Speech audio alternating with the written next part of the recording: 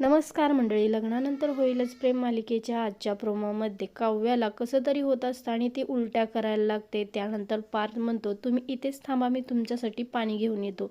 आणि तेवढ्यात तिथे आर्या पाण्याची बाटली घेऊन समोर उभी राहते आणि हे पाणी पी म्हणजे बरं वाटेल असं ती सांगत असते.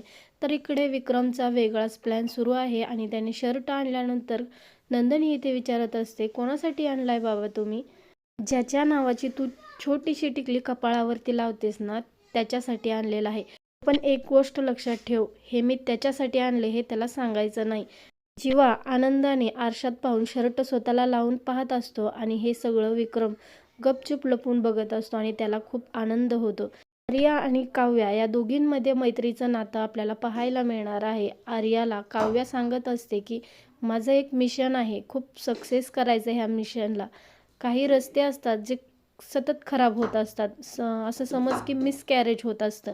आणि यावरती आर्याला नंदिनीच्या बाबतीतली गोष्ट आठवते आणि नंदिनी प्रेग्नेंट नाही आहे, प्रेग्नेंट असल्याचं नाटक करत आहे हे सत्य आर्याला माहिती असते. आणि आर्या विचार करत असते की हे सत्य मी काव्याला सांगून टाकू का? तर आर्या नेमकं जीवा आणि नंदिनीच्या आयुष्यात कोणत्या हेतूने आलेली आहे हे आपल्याला पुढील भागांमध्ये नक्कीच समजेल, कारण तिच्या मनामध्ये काय आहे हे तात्पुरतं कोणालाच काही कळत नाहीये. या मनातच विचार करत असते, काव्याला नंदिनीने हे एवढं मोठं सत्य सांगण्यापासून का थांबवलेलं आहे. तर तुम्हाला पाहायला कसा वाटतो एपिसोड कमेंटमध्ये नक्की सांगा आणि व्हिडिओ पाहिल्याबद्दल मनापासून धन्यवाद. Thanks for watching.